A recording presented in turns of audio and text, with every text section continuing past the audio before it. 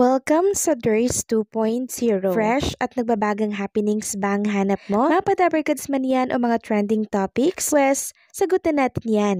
Kaya naman isubscribe nyo na ang ating channel para sa mga nagbabagang balita everyday. So ayun, welcome back again sa ating YouTube channel mga kadabarkads. And for tonight's video, ang pag-uusapan natin ay tungkol sa mga importanteng kaganapan sa loob at sa labas ng Itbulaga. At unahin nating pag-usapan ang kaganapan sa pamilya po ng mga Soto, pamilya po ni Bossing Vic Soto. So dahil Sunday, it's Family Day mga kadabarkads. At makikita nga dito nakasama po nila Bossing Vic Soto ang ilan sa kanyang mga anak. Like Oyo, asawa po niyang si Kristen Hermosa, si Biko, and si Danica Soto, si Tali, and si Baby Mochi. Isang patunay ito mga kadabarkads na sa kabila po ng mga issue at pinuputak ni Mr. Anjo Eliana laban sa mga dabarkads and syempre kay Tito Soto nananatili po na hindi apektado ang mga dabarkads natin kahit ano pang ilabas ni Anjo Eliana sa publiko. Samantalang opisyal na pong inanunsyo ni Bossing Vic Soto kahapon, araw po ng Sabado, ang naging contract signing po ng 7 clones natin. Pumirma na po sila sa TBJ Production mga kadabarkads. Official na po silang nakakontrata sa naturang management.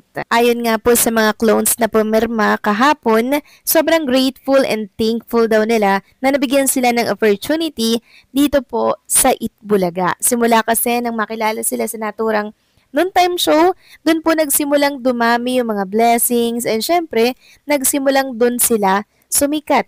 Kaya naman super thankful sila mga kadabarkads. Samantalang marami naman po ang nangihinayang sa hindi po pagpirma ni Jane Jordan Abina and syempre si Stephen JC parang hindi din po siya pumirma mga kadabarkads. Pero nakikita naman natin si Stephen JC diba dito po sa programang Itbulaga.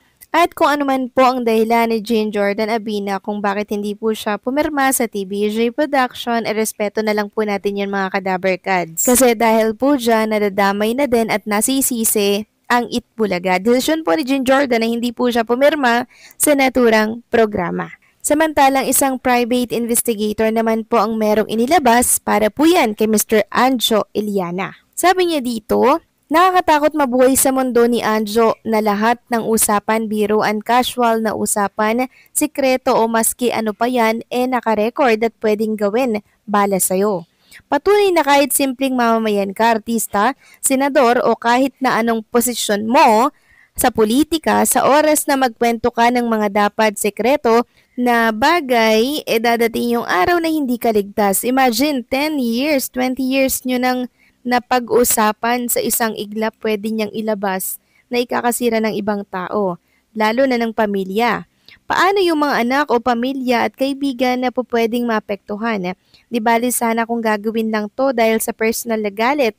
Ang mahirap kung masisikmurang sirain ka ng dati mong kaibigan na tinuring mong pamilya ng dahil lang pala sa pera. Sad.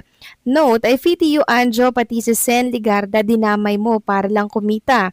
I pity you kasi sa dami ng yaman mo noon at sa tanda mo na ngayon, napipilitan kang sirain ang dekada mong pakikipagkaibigan para lang kumita ng kakapiranggot na pera. Sana worth it yung ginagawa mo. So yan po yung sinabi ng isang investigator laban dito kay Mr. Anjo Eliana. Tama nga naman po, dekada yung binuhos niya para po sa pagkakaibigan niya with dabarkads, TBJ at sa iba pa pong mga personalidad. Pero ito po yung ginawa niya mga kadabarkads. Kakarampot na pera ang katumbas. Yung mga gift lamang po sa TikTok na nakukuha niya, yun lang po yung nakukuha niya. Tapos, ano yung pinagpalit niya?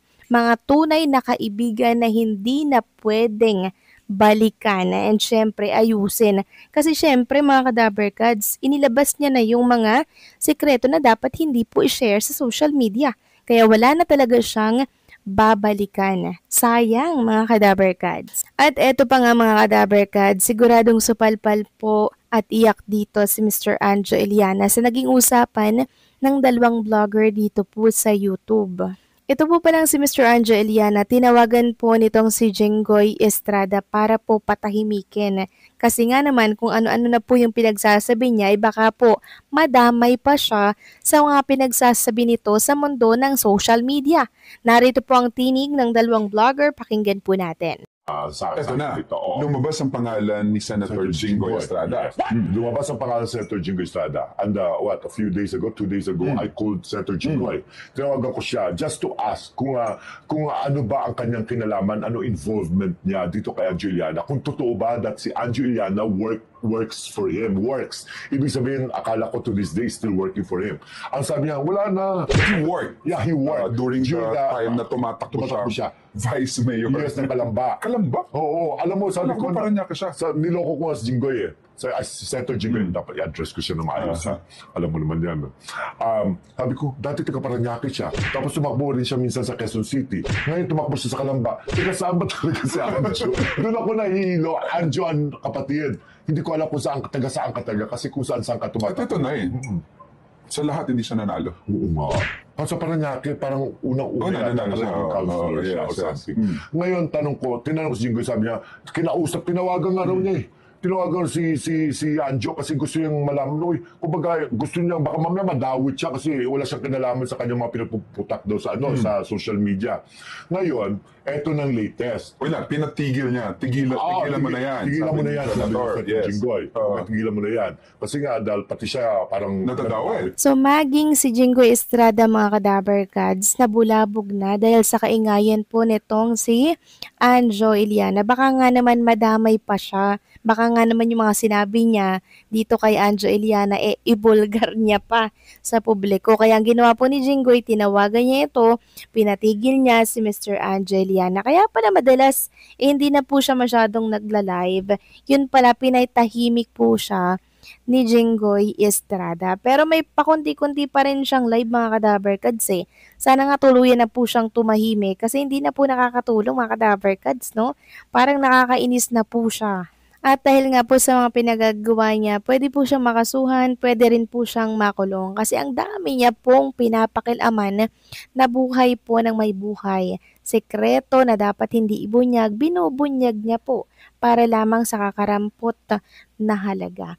How sad, di ba mga kadaver kads? At inamin niya din po yan na hindi daw po stable yung kanyang trabaho, hindi daw po stable yung kita, kaya lagi daw po siyang nagla-live sa TikTok. So siguro naisipan niya na ano kaya, i-booking ko na lang kaya yung mga sekretong alam ko para magkapera ako, no? So nakakalungkot lang dahil sa ganoon po na pamamaraan, nawalan po siya ng mga dekadang kaibigan na kung saan ginugol niya po lahat ng oras para makuha yung tiwala.